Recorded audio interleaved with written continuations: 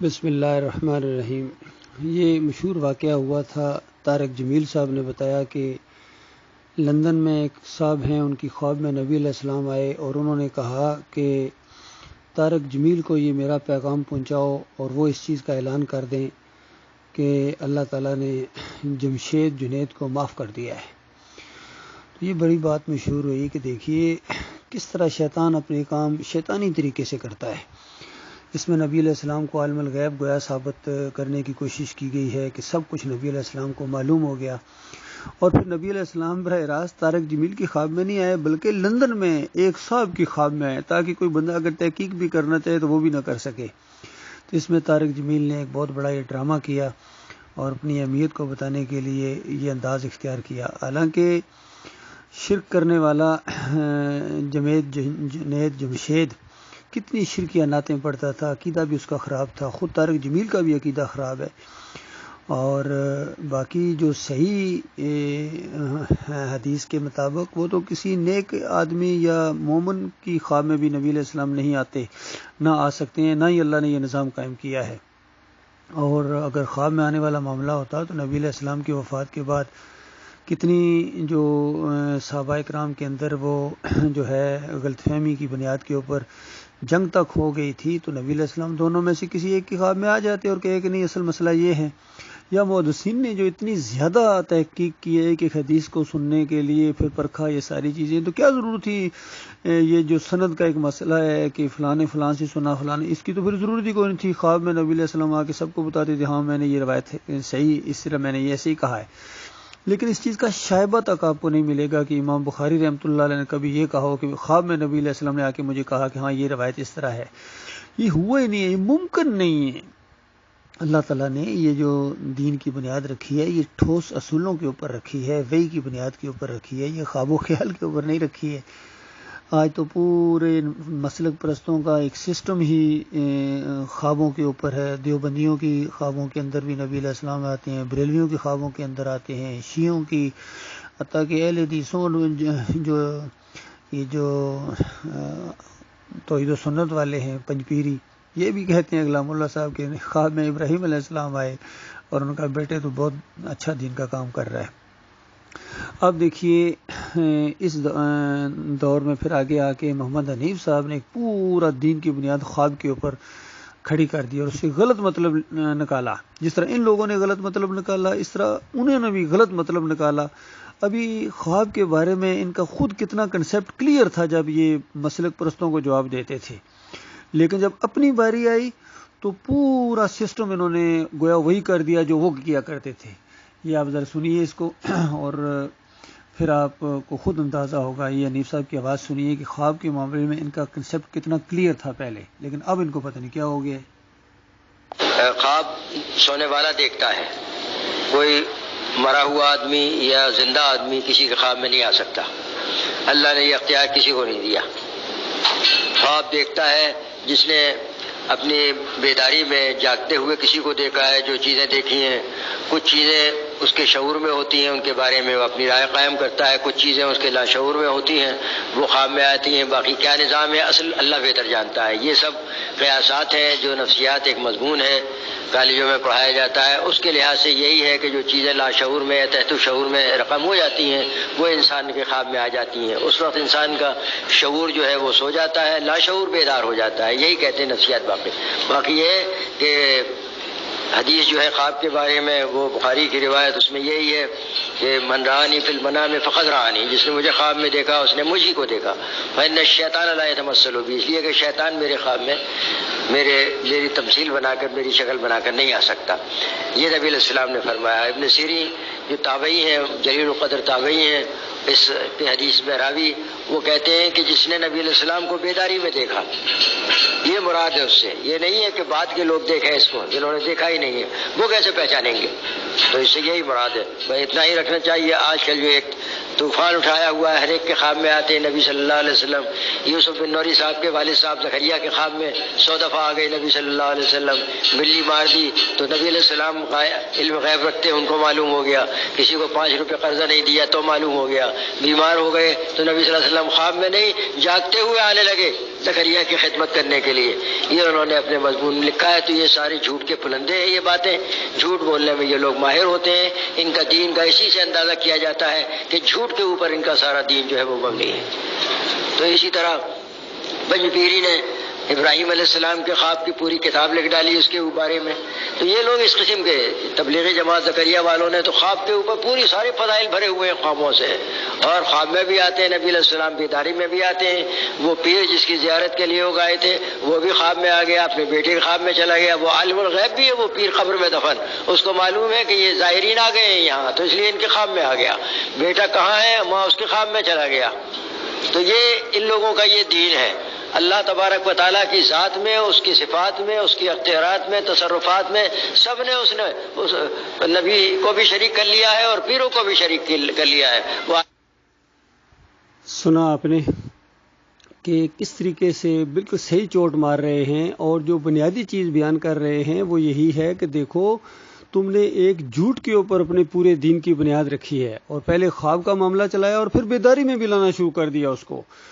تو بالکل یہی کام دیکھیے محمد حنیف صاحب نے خود کیا ہے. سورہ یوسف کی 4 نمبر آیت, جب یوسف علیہ السلام خواب بیان کر رہے ہیں, وہ بچے ہیں چھوٹے سے, خواب بیان کر رہے ہیں, اور جو چیز انہوں نے دیکھی وہ یا تو وہ خود جانتے ہیں اور یا اللہ تعالیٰ جانتا ہے. لیکن جس انداز سے انہوں نے بیان کیا اس کو کہ ابا جان میں دیکھتا ہوں, میں نے دیکھا, جس طرح ایک بچہ نہیں ایکسائٹیڈ سا ہوتا ہے, اس طریقے سے اس انداز سے کہ سورج چاند ستارے میرے آگے جھکے ہوئے ہیں.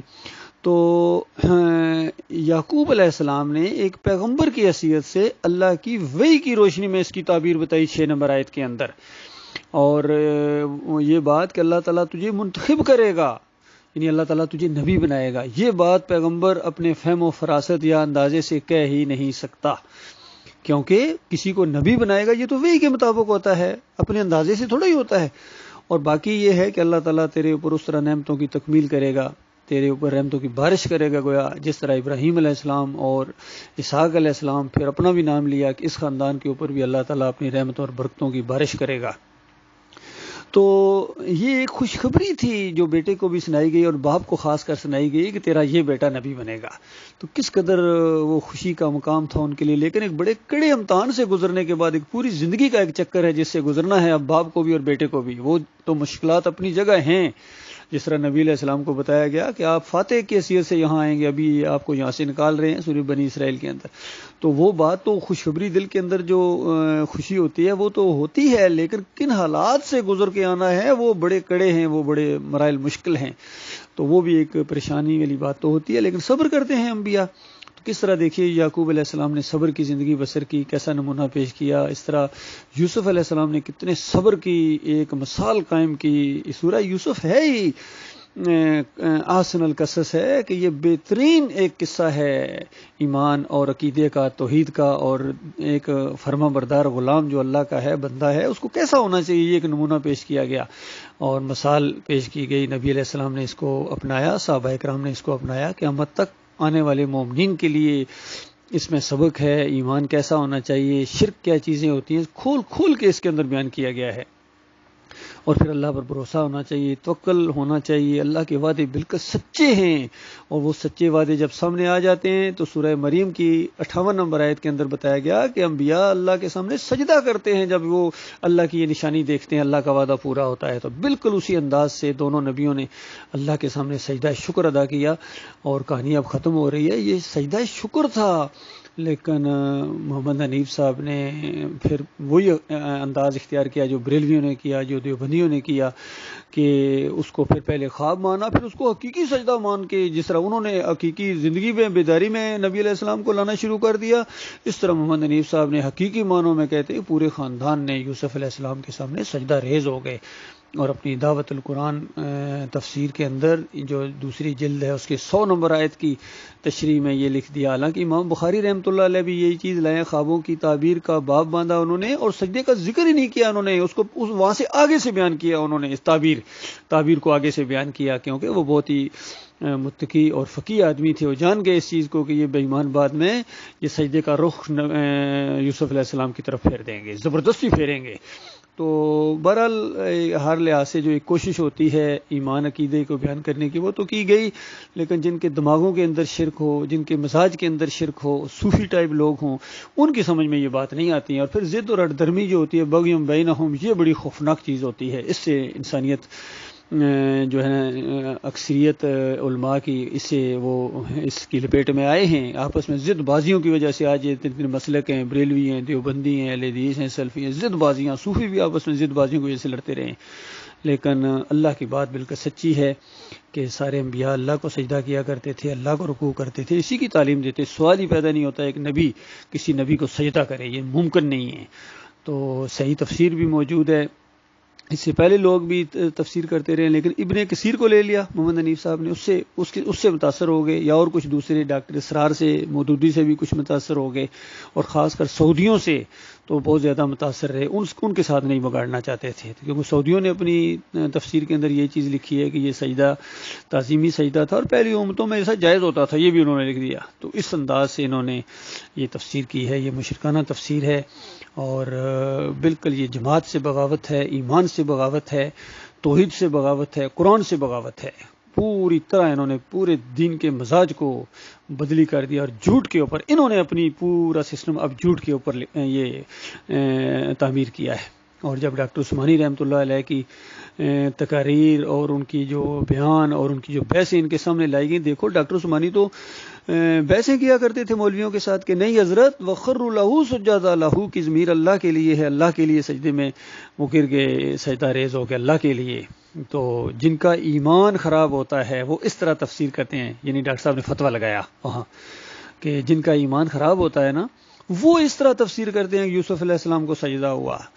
تو کتنی مومنانہ تفسیر بھی موجود تھی، لیکن محمد حنیف کی بدبختی اور ان کے پیروکاروں کی بدبختی کہ اب شرک کے اندر یہ مبتلا ہو گئے ہیں۔ پھر اس میں بڑھتے بھی گئے، کہنے لگے کہ دیکھو جس طرح عیسیٰ علیہ السلام کو اللہ تعالیٰ نے ایک معجزانہ طور پر صفت دے دی تھی مردوں کو زندہ کرنے کی، اندازہ لگائیے اللہ نے صفت نہیں دی ہے، وہ اپنی صفت نہیں دیتا ہے، وہ معجزہ ہوتا تھا اور وہ باذن اللہ ہوتا تھا، یعنی اللہ کا حکم ہوتا تھا، اللہ اس مردے کو زندہ کرتا تھا۔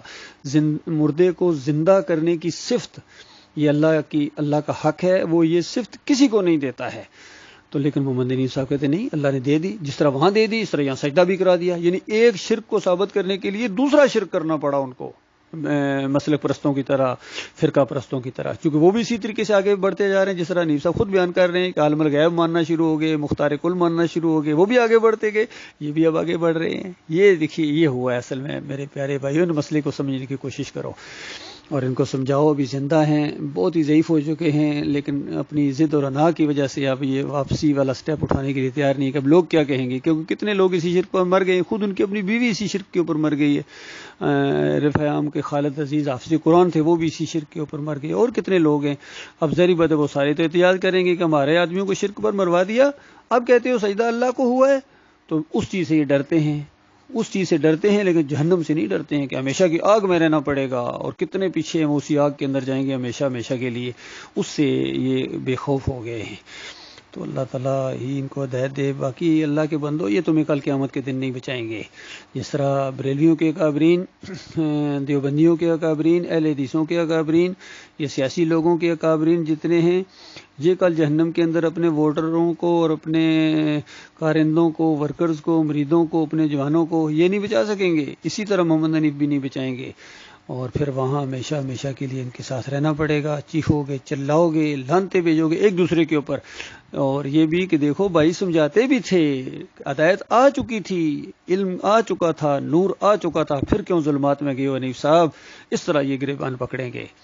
اللہ تعالیٰ اس خوفناک انجام سے اپنی پناہ میں رکھے۔